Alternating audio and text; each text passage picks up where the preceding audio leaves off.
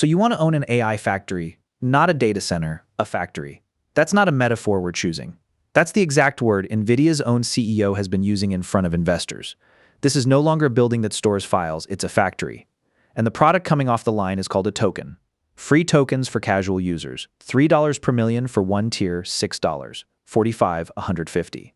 At the very top end, tokens priced at up to $1,000 per million, which sounds like the cleanest manufacturing business ever invented. No raw materials to mine, no shipping, no spoilage, just electricity going in and intelligence coming out priced by the pound. So why is one of the most famous short sellers alive right now publicly accusing the largest technology companies on Earth of hiding $176 billion of losses inside their own accounting, buy the chips, rent out the tokens, print money forever? Except that's almost never how it goes. So you still want one? Let's find out what you're actually buying. There are really two different products coming out of this factory, and mixing them up is the first mistake almost everyone makes. Training is the expensive, one-time process of teaching a model in the first place, running enormous clusters of chips for weeks or months to produce a single finished model. Inference is what happens after that, actually running the finished model to answer a question, write code, or generate an image over and over. For millions of users, forever, for years. Training was where almost all the spending went. NVIDIA's own executives have described 2025 internally as the year of inference, specifically because that balance has now flipped. Running the models is starting to cost and earn more than building them in the first place. That distinction matters because it's exactly where the token economy actually lives. Training doesn't produce a token you can sell. Inference does. Every single thing that follows in this video is really about that second category, the ongoing everyday manufacturing of tokens at scale for a price. Here's the reframe that actually matters, and it's not ours. It's NVIDIA's. A traditional data center's job was storage and retrieval. Keep the files, serve them back on request. An AI factory's job is production. It takes in raw electricity and raw data, and it manufactures tokens, the individual units of text code or reasoning, that a model outputs. NVIDIA's own language for this is blunt. In their words, the last industrial revolution converted energy into work. This one converts energy into intelligence. And once you accept that framing, the entire business starts to run on manufacturing logic instead of real estate logic. You don't measure a factory by how many square feet it has. You measure it by units produced per hour and cost per unit. An AI factory is measured the same way: tokens produced per second, tokens produced per watt of power, and what each of those tokens actually cost to make. And just like any factory, the same basic product gets sold at wildly different prices depending on the grade. A quick, simple answer from a small model might cost a customer almost nothing, the free tier. A longer, more capable response with a bigger context window and faster response time moves up through $3 per million tokens, then $6, then $45.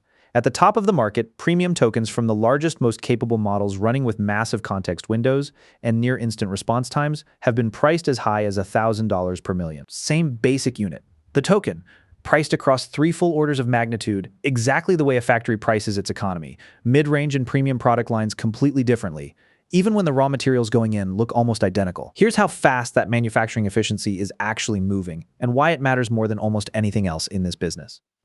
NVIDIA's newest system architecture, the GB300 NVL72, produces roughly 50 times more tokens per megawatt of power than the previous generation did. That translates into a cost per token roughly 35 times lower than the generation before it. Sit with that for a second. Not 35% lower. 35 times lower in one hardware generation. In almost any other industry, a manufacturing efficiency gain like that would take decades. Here, it's the normal pace of upgrades, which raises the obvious question for anyone thinking about actually owning one of these facilities. If the machine you buy today is 35 times less efficient than the one coming out in a year or two, how long is today's machine actually worth anything at all? We'll come back to that. It's the whole story. Actually, here's what it costs to build one of these in the words of the man selling the equipment.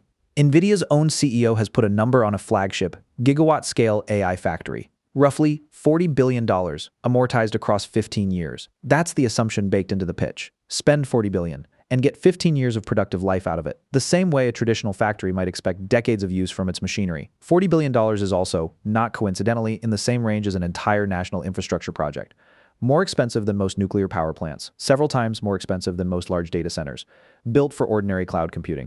And Goldman Sachs, looking at the industry as a whole, rather than one facility, estimated in 2026 that cumulative AI infrastructure spending will reach something like $7.6 trillion between 2026 and 2031.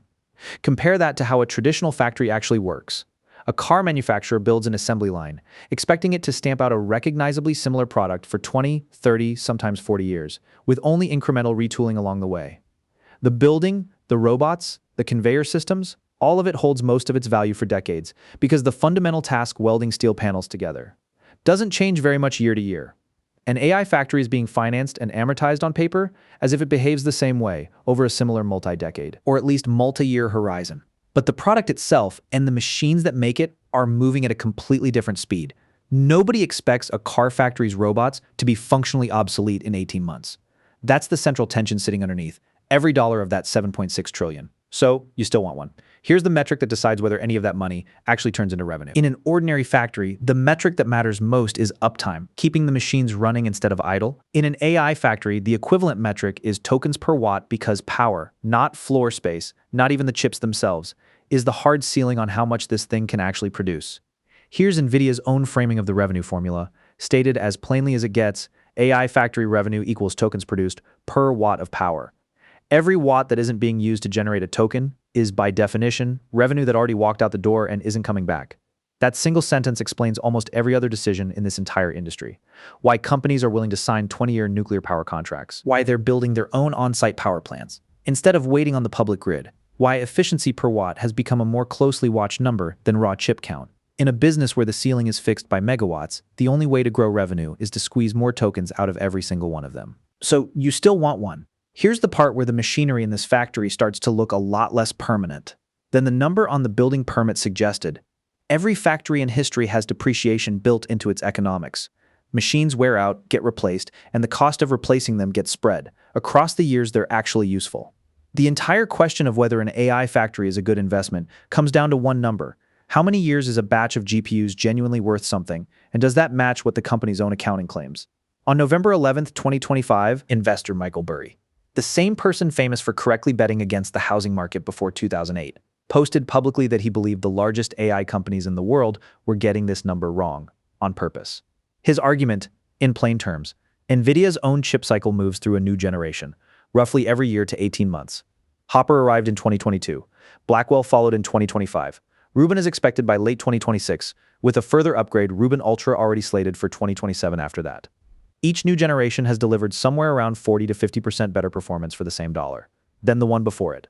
That means the real economic useful life of a cutting-edge GPU is closer to 2 or 3 years before it's meaningfully behind the curve. According to Burry's argument, no matter how many more years it might physically continue to function, physically continuing to run and economically continuing to earn its keep are two very different things in this business.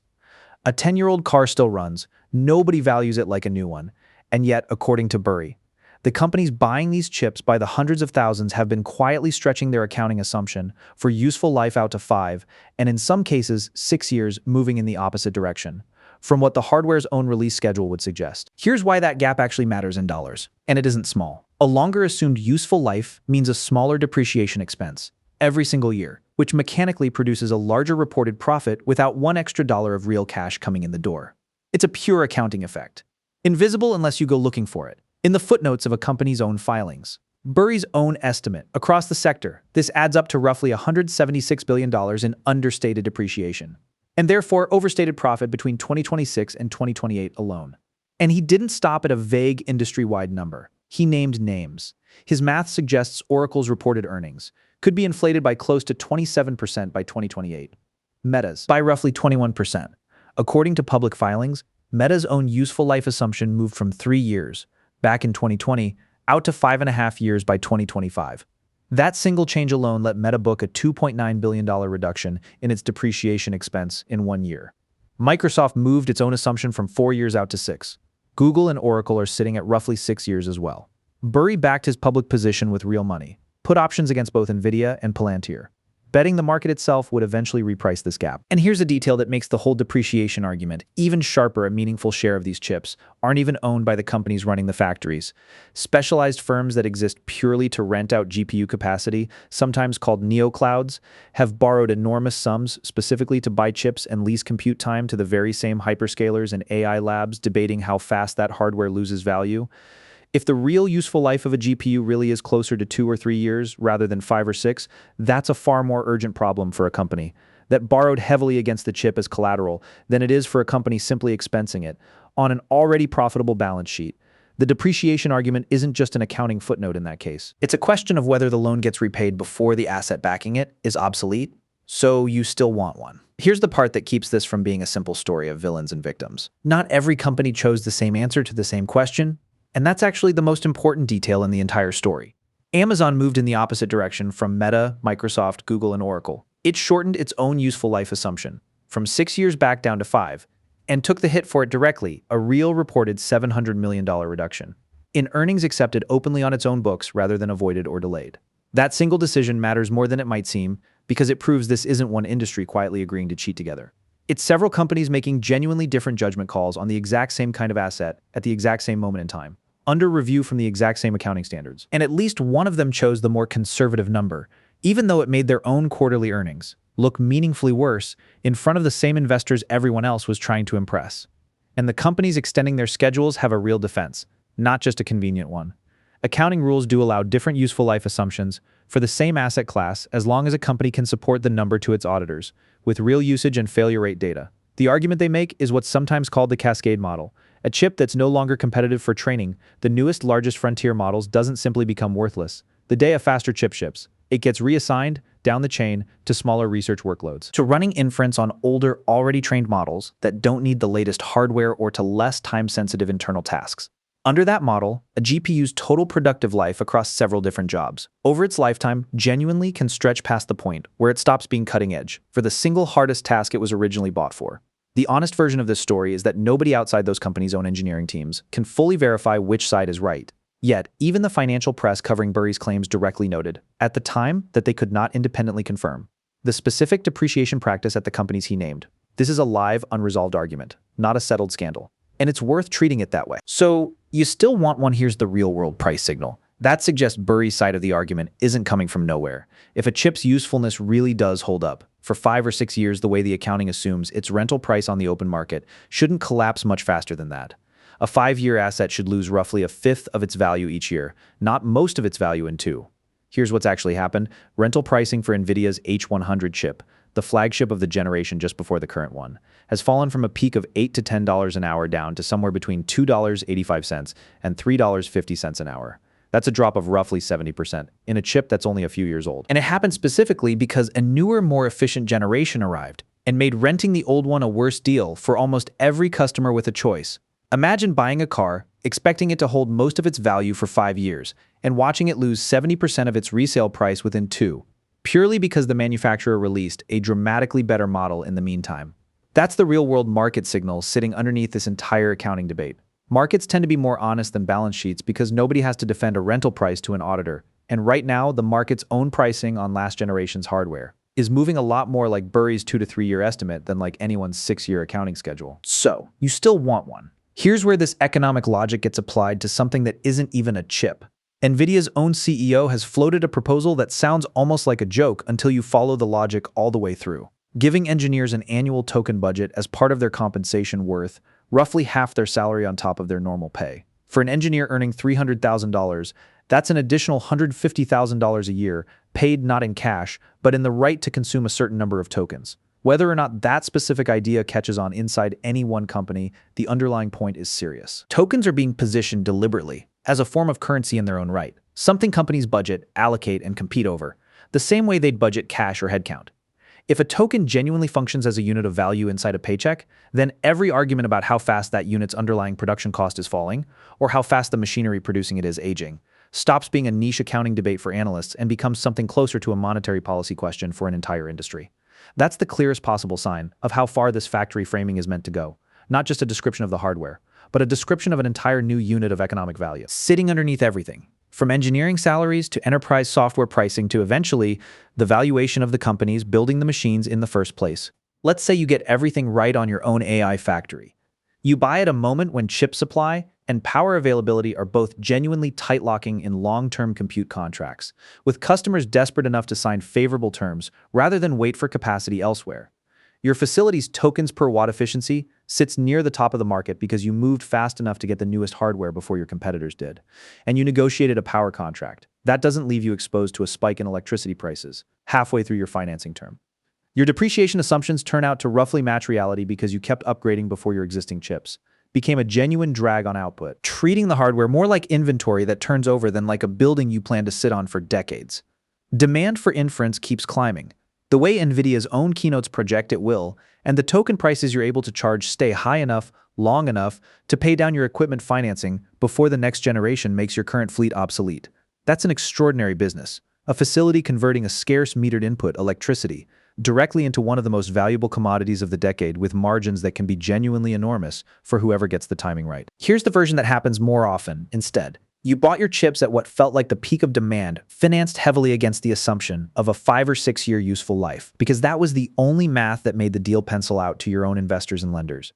18 months later, a new generation arrives offering 40 to 50% better performance per dollar, and your existing fleet's resale and rental value falls, just as fast as the real-world H100 pricing already has. Whether or not your own books have caught up to that reality yet.